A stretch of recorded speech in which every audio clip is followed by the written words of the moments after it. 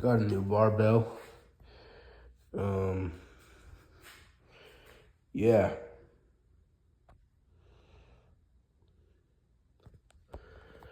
Today I'm going to unbox it and basically go through it, explain the way it's designed, why I got it, that kind of thing. All right.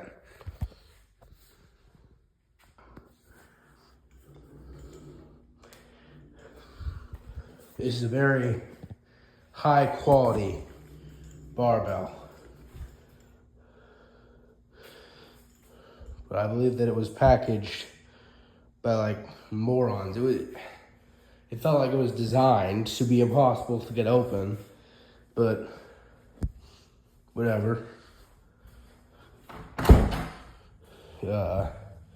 Anyway, on to the actual review. Currently covered in grease.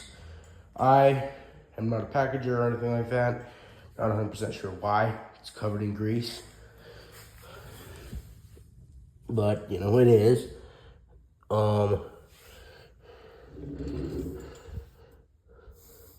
Fairly rough knurling. Actually was expecting more of standard knurling, but this is some pretty intense knurling. I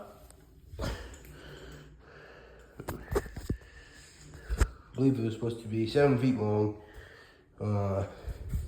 Yeah, it's 7 feet long, I think. Yeah, it is. Yeah, it's 7 feet long. Pretty rough knurling, surprisingly rough knurling.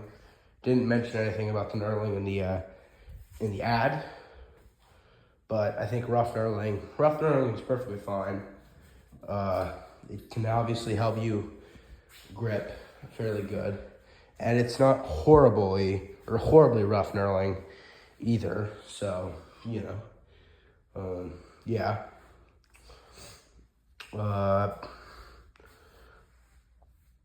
It's fairly standard, 28 millimeter thickness for, the actual gripping part of the barbell. And then, the 2-inch shaft right there, 2-inch shafts, 2-inch thick shafts for the weights. They'll work perfectly. It has a 1,500 pound weight limit. So that should be pretty nice. It weighs, pretty standard, 20 kilograms, aka 44 pounds, or 44.4 pounds if you really want to be fancy. There could be a very small margin of error.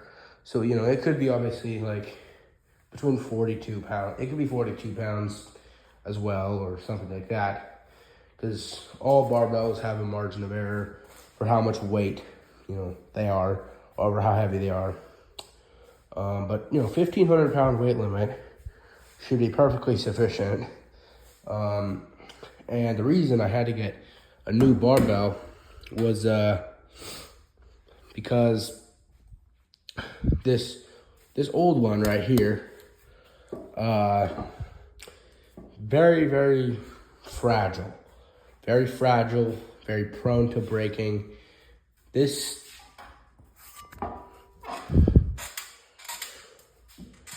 Okay, I made that. Yeah, because sometimes the weights will just slide off when you lift it up. Or not like the actual weights, but this side, if you've ever seen some of the former videos with this barbell, it tends to slide off whenever you lift it, especially for deadlifts. It's like horrible for deadlifting. It's okay for squatting, okay for benching, unless you're like very strong. I'm not that strong yet, of course, but still, I'm only 14. I have a lot more potential for strength.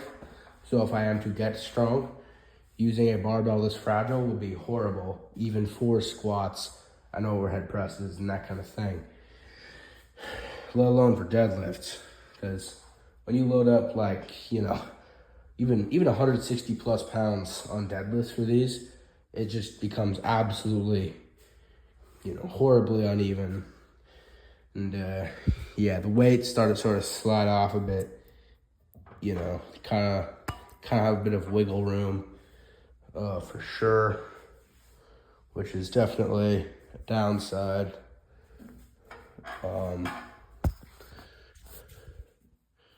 Yeah, this one definitely doesn't have quite as much knurling as this one. Not 100% sure what I'm going to end up doing with this one, but, you know, nonetheless,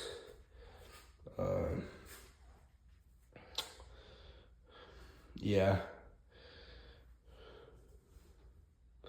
And, like, I suppose you could fix the whole, you know, the weight sliding off by, like, welding it or something like that. But even then, it's permanently bent from, like, 300 pounds. And it actually got permanently bent from 285 as well. So it gets bent from very light weights. Even though it's a stiff bar and it's not meant to be bent, or at least a whole lot.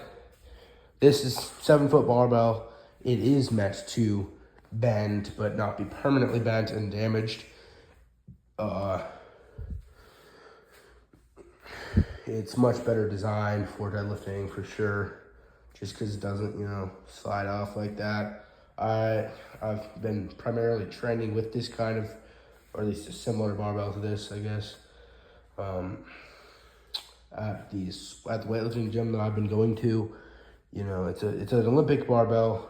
However, it obviously works very good for powerlifting. Yeah, so anyway, that will end the video. Pretty happy about getting this new barbell. It's pretty nice. And I can train consistently at home again, which is, yeah, it's amazing. Yeah.